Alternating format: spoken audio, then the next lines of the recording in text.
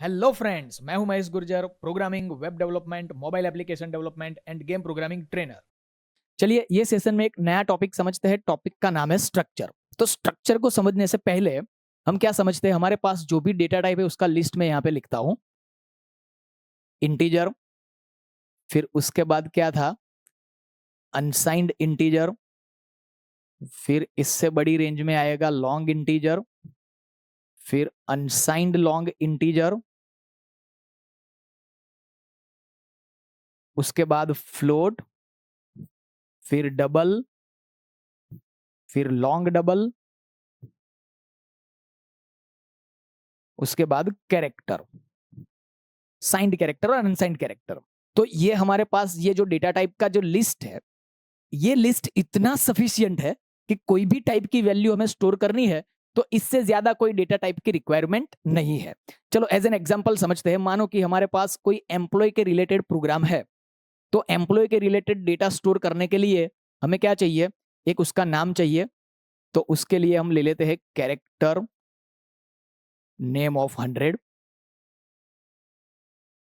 फिर उसकी सैलरी चाहिए, तो सैलरी बड़ी रेंज में है तो हम ले लेते हैं डबल, डबल सैलरी। उसका कोई आईडी है तो इंटीजर ले सकते हैं, इंटीजर उसका कोई आईडी। ठीक है। तो यहां पे क्या हुआ, कैरेक्टर, डबल एंड इंटीजर, ये तीनों का कॉम्बिनेशन करके ये जो डेटा हमने यूज किया वो किसके अकॉर्डिंग यूज किया, एम्प्लॉय के रिलेटेड।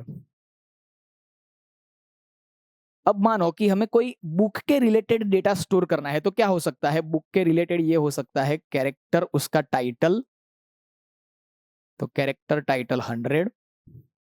फिर उसका कोई ऑथर हो सकता है तो ऑथर के लिए भी हम ले लेते हैं कैरेक्टर ऑथर 100। उसके पेजेस हो सकते हैं तो इंटीजर पेजेस। उसकी प्राइस पॉइंट में भी हो सकती है तो मैं ले लेता हूं फ्लोट प्राइस। ठीक है। तो कोई भी किसी भी तरीके का डेटा अगर हमें यूज करना है तो ये जो हमारा डेटा टाइप का लिस्ट है वो सफिशियंट है। तो ये मिक्स करके हमने ये क्या बना दिया, ये बुक के रिलेटेड डेटा बना दिया। ठीक है। चलो एक और एग्जांपल समझते हैं। सपोज कोई प्रोडक्ट है, तो प्रोडक्ट के रिलेटेड क्या हो सकता है, प्रोडक्ट का टाइटल हो सकता है, तो कैरेक्टर टाइटल 100। फिर उसकी कंपनी हो सकती है तो कैरेक्टर कंपनी 100। प्रोडक्ट की प्राइस हो सकती है पॉइंट में, तो फ्लोट प्राइस। उसका डिस्काउंट हो सकता है, कुछ भी हो सकता है। तो ये मिक्स करके हमने ये किस टाइप का डेटा बना दिया, सपोज हमने ये बना दिया प्रोडक्ट टाइप का। ठीक है। तो ये क्या है, ये डेटा टाइप का लिस्ट का यूज करके हम किसी भी तरीके का डेटा तो स्टोर करा सकते हैं, लेकिन हमारे पास डायरेक्टली क्या कोई बुक नेम का डेटा टाइप है, नहीं है। डायरेक्टली एम्प्लॉय नाम का कोई डेटा टाइप है, नहीं है। प्रोडक्ट नाम का डेटा टाइप नहीं है। ठीक है। हमारे पास जो डेटा टाइप है वो इतना ही है। ये डेटा टाइप को मिक्स यूज करके हम इस टाइप के डेटा को यूज कर सकते हैं। लेकिन सी प्रोग्रामिंग के अंदर एक कॉन्सेप्ट है जिसके थ्रू हम हमारे रिक्वायरमेंट के हिसाब से कोई डेटा टाइप बना सकते हैं। हम बुक नाम का डेटा टाइप बना सकते हैं, एम्प्लॉय नाम का डेटा टाइप बना सकते हैं, प्रोडक्ट नाम का डेटा टाइप बना सकते हैं। हमारे लॉजिक की रिक्वायरमेंट के हिसाब से कोई भी टाइप का डेटा टाइप हम खुद से क्रिएट कर सकते हैं। और डेटा टाइप क्रिएट करने के लिए हमारे पास जो कॉन्सेप्ट है वो स्ट्रक्चर है। तो structure is used to create custom data type. बहुत ही इंपॉर्टेंट टॉपिक है, समझना बराबर। Structure is used to create custom data type. Custom मतलब हम खुद जो बनाते हैं उसको बोलते हैं कस्टम। तो हम बुक नाम का डेटा टाइप बना सकते हैं, एम्प्लॉय, प्रोडक्ट, कुछ भी बना सकते हैं। तो क्या सिंटेक्स है वो देखते हैं। तो चलो स्ट्रक्चर के लिए हम स्ट्रक्ट नाम का कीवर्ड यूज करते हैं, STRUCT स्मॉल में, स्ट्रक्ट नाम का कीवर्ड। फिर उसके बाद स्पेस करके जो भी डेटा टाइप का नाम आपको यूज करना है वो डेटा टाइप का नाम। सपोज मानो कि मुझे बुक नाम का डेटा टाइप क्रिएट करना है तो स्पेस करने के बाद मैं ले लेता हूं बुक। तो ये क्या हुआ, स्ट्रक्ट नाम का कीवर्ड। ये स्ट्रक्चर का नाम, स्ट्रक्चर का नाम मतलब हुआ हमारा कस्टम डेटा टाइप का नाम। ठीक है। ये फंक्शन नहीं है, मतलब राउंड ब्रैकेट नहीं आएगा। उसके बाद करली ब्रैकेट स्टार्ट, करली ब्रैकेट स्टॉप। और यहां पे ये जो स्ट्रक्चर हम क्रिएट करते हैं, स्ट्रक्चर की जो बाउंड्री है उसके एंड में कंपलसरी सेमीकोलन आता है। अभी तक जो हम फंक्शन यूज करते थे उसकी बाउंड्री में सेमीकोलन नहीं था, स्ट्रक्चर की बाउंड्री में सेमीकोलन है, ये आपको खास याद रखना है। ठीक है, अब ये बाउंड्री के अंदर हमें जो भी डेटा टाइप को मिक्स करना है वो यहां पे लिखेंगे, कैरेक्टर टाइटल ऑफ 100, फिर character author of 100, integer, pages, float, price. ठीक है, तो ये क्या हुआ, ये बुक नाम का डेटा टाइप एक क्रिएट हो गया, और बुक नाम के डेटा टाइप के अंदर हम एक टाइटल स्टोर कर सकते हैं, एक ऑथर स्टोर कर सकते हैं, एक पेज स्टोर कर सकते हैं और प्राइस स्टोर कर सकते हैं। सिंपल। चलो एक और डेटा टाइप क्रिएट करते हैं, तो स्ट्रक्ट हम ले लेते हैं प्रोडक्ट। तो प्रोडक्ट नाम का एक डेटा टाइप क्रिएट हो गया, करली ब्रैकेट स्टार्ट, करली ब्रैकेट स्टॉप एंड सेमीकोलन। अब प्रोडक्ट के अंदर क्या क्या कॉम्बिनेशन करना है, तो इसके अंदर मैं लेता हूं कैरेक्टर प्रोडक्ट का टाइटल, या तो फिर ले लेता हूं नेम ऑफ 100, फिर इसकी कंपनी, तो कैरेक्टर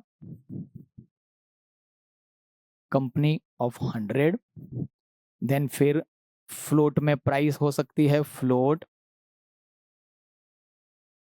प्राइस, डिस्काउंट हो सकता है, फ्लोट डिस्काउंट, कुछ भी हो सकता है। ठीक है, तो क्या किया, ये स्ट्रक्चर का नाम हो गया प्रोडक्ट, और स्ट्रक्चर के नाम को हम बोलते हैं हमारे डेटा टाइप का नाम। तो हमारे पास दो डेटा टाइप हो गए, एक बुक नाम का डेटा टाइप और एक प्रोडक्ट नाम का डेटा टाइप। तो प्रोडक्ट नाम के डेटा टाइप के अंदर हम नेम स्टोर कर सकते हैं, कंपनी का नाम स्टोर कर सकते हैं, प्राइस स्टोर कर सकते हैं और डिस्काउंट स्टोर कर सकते हैं। ठीक है, तो स्ट्रक्चर के अंदर ये जो वेरिएबल्स है, टाइटल, ऑथर, पेजेस, प्राइस, ये वेरिएबल को टेक्निकली हम क्या बोलते हैं, ये वेरिएबल को हम टेक्निकली बोलते हैं member of structure. Member of structure, ये स्ट्रक्चर के मेंबर्स है। ठीक है, क्योंकि मेंबर्स को कंबाइन करके ही हम हमारा स्ट्रक्चर क्रिएट कर सकते हैं। तो नेम, कंपनी, प्राइस, डिस्काउंट, ये भी क्या है, member of product structure. Title, author, pages and price, ये क्या है, मेंबर ऑफ बुक स्ट्रक्चर। तो मैं अभी स्ट्रक्चर बोलूं, कस्टम डेटा टाइप बोलूं, सबका मीनिंग एक ही है। तो ये क्या हुआ, ये हमारा एक डेटा टाइप हो गया। अभी जैसे रेडीमेड डेटा टाइप है, इनबिल्ट डेटा टाइप है, इंटीजर, फ्लोट, कैरेक्टर, डबल, उसी तरीके से इसको यूज करेंगे। तो कैसे यूज करना है देखो, तो नॉर्मली हम कोई वेरिएबल को डिक्लेयर कैसे करते हैं, उसके पहले इसका डेटा टाइप का नाम लिखते हैं इंटीजर, नंबर। वैसे अभी हमारे डेटा टाइप का नाम क्या हो गया, बुक एंड प्रोडक्ट। तो यहां पे ऐसे डिक्लेयर करना है, स्ट्रक्ट बुक, ये हमारा डेटा टाइप का नाम हो गया स्ट्रक्ट बुक। वेरिएबल का नाम ले लेते हैं B. Same way struct product, तो ये हमारे डेटा टाइप का नाम हो गया स्ट्रक्ट प्रोडक्ट, और वेरिएबल का नाम हो गया पी। तो यहाँ पे तीन वेरिएबल है हमारे पास, नंबर, बी एंड पी। तो नंबर नाम के वेरिएबल की एक मेमोरी क्रिएट होगी, जिसके अंदर हम एक इंटीजर वैल्यू को स्टोर कर सकते हैं। सेम वे बी नाम के वेरिएबल की एक मेमोरी क्रिएट होगी, उसके अंदर कितने मेंबर्स थे, 4 मेंबर थे, तो यहाँ पे 4 पार्ट होंगे। पहला था टाइटल, फिर था ऑथर, फिर था पेजेस एंड प्राइस। तो यहाँ पे title, author, pages and price, तो ये पूरी जो मेमोरी है वो क्या है, बी।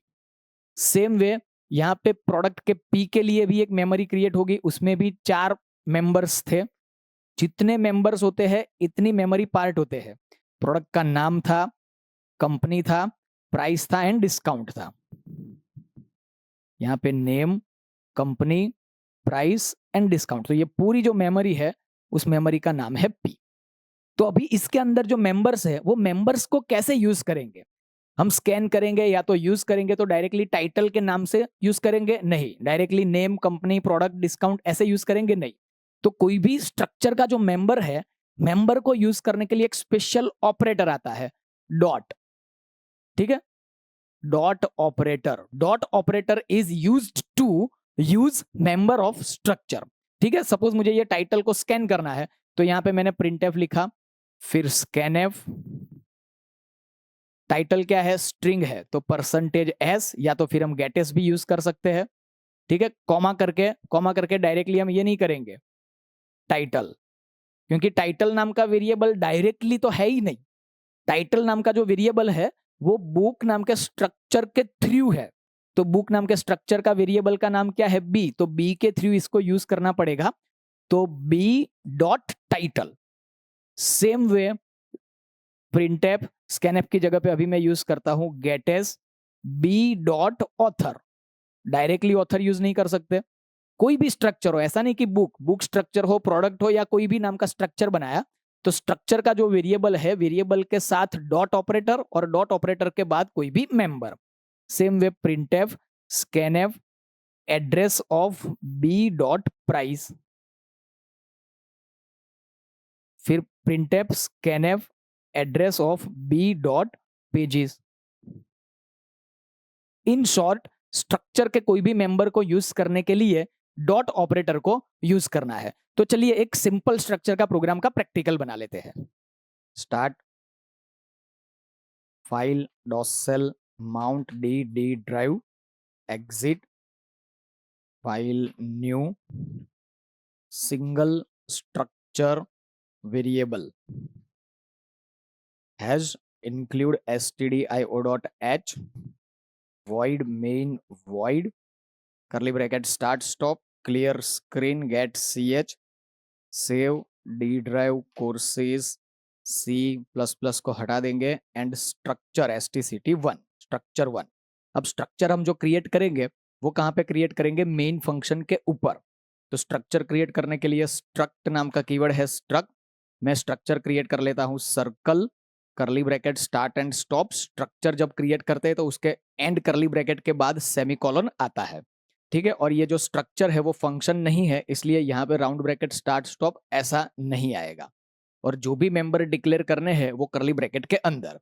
तो सर्कल के अंदर मैं मेंबर डिक्लेयर करता हूँ एक्स वाई एंड रेडियस। चलो ये हमारा एक स्ट्रक्चर क्रिएट हो गया। स्ट्रक्चर मतलब हमारा खुद का एक कस्टम डेटा टाइप। जिस तरीके से हम इनबिल्ट डेटा टाइप को ट्रीट करते हैं वैसे ही ये डेटा टाइप को हम ट्रीट करेंगे। तो ये डेटा टाइप का एक वेरिएबल लेना है। तो सबसे पहले डेटा टाइप का नाम स्ट्रक्ट सर्कल, ये हमारा डेटा टाइप हो गया। फिर स्पेस करके वेरिएबल का नाम C1। तो C1 नाम का एक वेरिएबल है, इसके अंदर हम एक्स वाई एंड रेडियस ये 3 मेंबर की वैल्यू स्टोर कर पाएंगे। तो ये प्रोग्राम में क्या करना है, ये 3 मेंबर की वैल्यू को स्कैन करना है एंड डिस्प्ले करना है। तो स्कैन करने के लिए printf enter value of x scanf percentage D. अब यहाँ पे एड्रेस ऑफ एक्स ऐसा डायरेक्टली नहीं चलेगा। ठीक है, कि एक्स नाम का वेरिएबल नहीं है। हम समझ रहे हैं कि एक्स नाम का वेरिएबल तो है, लेकिन वो कहाँ पे है, स्ट्रक्चर का जो डेटा टाइप बनाया हमने सर्कल नाम का उसके अंदर है। मतलब स्ट्रक्चर के वेरिएबल के थ्रू यूज कर पाएंगे। चलो अभी पहले चेक करते हैं। कंट्रोल F9, देखो एक एरर आ गया। तो एरर में क्या आया, अनडिफाइंड सिंबल एक्स। एक्स हमारे पास है लेकिन सर्कल के थ्रू है, इसलिए सर्कल का जो वेरिएबल है उसके थ्रू हम यूज कर पाएंगे। तो सर्कल का वेरिएबल क्या है, C1। तो C1 डॉट एक्स, सिंपल। चलो उसके बाद enter value of y scanf percentage D address of C1 dot y printf enter value of radius scanf percentage D address of C1 dot radius. तो ये 3 member को scan कर दिया। अब तीनों मेंबर को डिस्प्ले करना है। तो डिस्प्ले करने के लिए x is equal to percentage D new line comma C1 dot X printf y is equal to percentage d new line comma C1 dot y printf radius is equal to percentage d new line C1 dot radius। Clear, चलो run करते हैं। Control F9 x is equal to suppose 1 2 and 3। तो ये programme के logic में कुछ नहीं है, लेकिन समझना क्या है कि स्ट्रक्चर को कैसे डिक्लेयर करते हैं, उसके वेरिएबल को कैसे, उसके मेंबर को कैसे यूज करते हैं। ठीक है, तो आपको क्या करना है प्रैक्टिस में, जैसे मैंने ये एक स्ट्रक्चर का प्रोग्राम बनाया, आपको अलग अलग 5 प्रोग्राम क्रिएट करने हैं। जैसे सर्कल नाम का स्ट्रक्चर बनाया वैसे कोई एक और स्ट्रक्चर बनाओ, बुक, एक एम्प्लॉय, एक रेक्टेंगल। तो स्ट्रक्चर के अंदर मेंबर क्या लेंगे वो आपको खुद से डिसाइड करना है। ठीक है, लेकिन रिलेटेड होना चाहिए। सपोज बुक है तो उसका टाइटल होगा, ऑथर होगा, प्राइस होगी। ऐसे 5 अलग अलग स्ट्रक्चर के प्रोग्राम बनाइए, प्रैक्टिस करिए। मिलते हैं नेक्स्ट सेशन में।